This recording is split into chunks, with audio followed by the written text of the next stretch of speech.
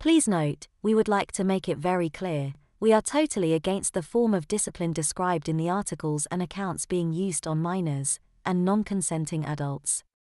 Although some of these accounts are fictional, and others may be an exaggerated reality, none of them are too far from the truth of what really happened back in those days. If you are enjoying our stories, please do subscribe to this channel. We will be posting many more stories as time goes by. Bottom smacked by royal appointment. My mum had been a keen equestrian, but when I was just 6 years old she was thrown from her horse as spooked by a passing car, and left in a wheelchair, paralyzed from the waist down. Unlike the person in the other story, I was lucky enough to still have my dad around, and for a while my parents got by with me being sent my room to wait till your father gets home. When he did so, Dad would come upstairs, put me over his knee and smack me over the seat of my trousers. To be honest, he was pretty soft with me and it didn't do me a lot of good. One day, I was out playing in the garden. Mum was there too and talking over the fence to our left-hand neighbor, who I called Auntie Deirdre. The writer of the other story has already pointed up this rather peculiarly British tradition. She was in her 50s and had 2 grown-up children. Mum must have been moaning about my lack of discipline when I heard Auntie Deirdre say, "Jeff needs a much harder spanking." You can imagine that I cocked my ears up at that remark. Mum then said something to the effect that my dad didn't really like smacking my bottom much. Auntie Deirdre replied, "Well, if you want him properly smacked, I'm happy to come round and do him anytime you like." It kept my 2 on the straight and narrow, that's for sure. By now really embarrassed, I went a bit further up the garden so I couldn't hear the rest of the conversation, but then my mother shouted at me, "Simon, come here." I reluctantly and slowly went back towards the 2 women. Auntie Deirdre looked at me appraisingly, almost as if she was already sizing up my bottom. Then Mum said, "Auntie Deirdre and I have been talking. You have been getting a really naughty boy just lately, and I won't have it. So when you misbehave in the future, she and I have agreed that she will come round and smack your bottom. Do you understand?" I blushed deeply at the mention of something so embarrassing as corporal punishment, but managed a nod. "Have you been a good boy for your mum today, Simon?" Auntie Deirdre demanded. Fortunately, Mum answered for me.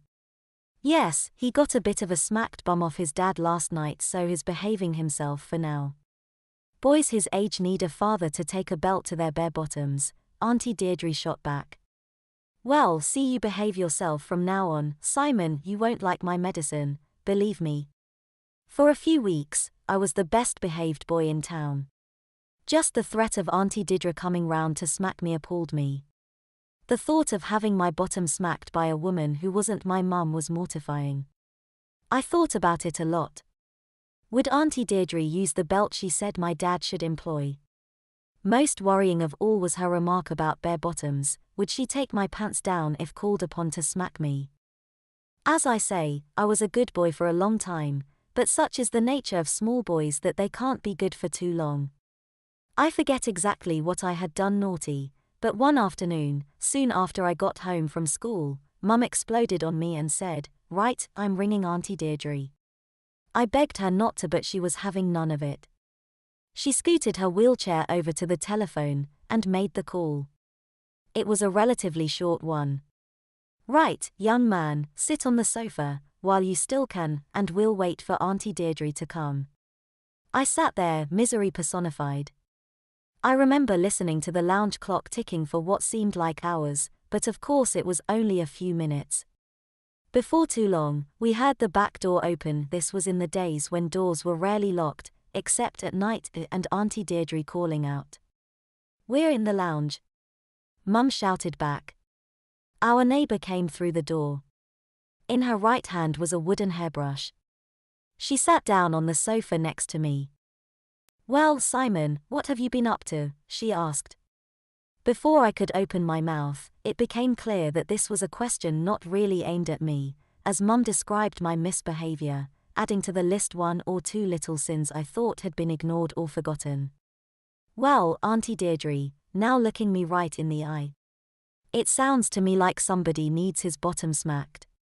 My mouth opened in protest, but no words would come. Yes, he does, Mum confirmed behind me to my horror. The room was a combined lounge diner. Auntie Deirdre got up, took a chair from under the dining table, and placed it in the center of the room, facing Mum's wheelchair. Auntie Deirdre sat down on it, put the hairbrush down on her lap, and called me to her side, which I did very reluctantly. A good smacked bottom, Auntie Deirdre said, looking me straight in the eye again. This is what naughty boys need, isn't it?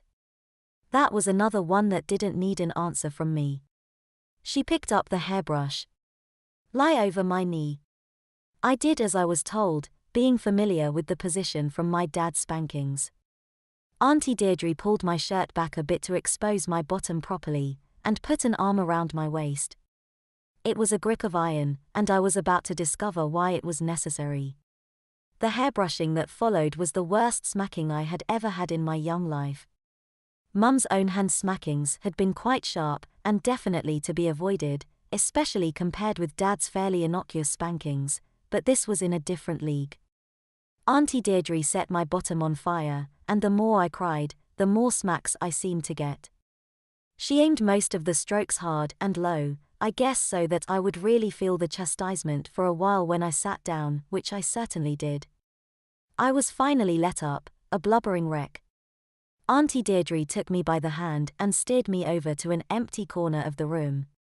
I was ordered to put my hands on my head, and was left there, crying and newly smacked bare bottom on show. When Dad got home, Mum delighted in regaling him with all the intimate details of my punishment. To say that the results on my behavior was spectacular would be an understatement. Even Dad stopped smacking me when he saw how much better the results were when I was turned over Auntie Deirdre's knee. Our surname is Royal, and it was Auntie Deirdre's little joke that she was a bottom smacker by royal appointment.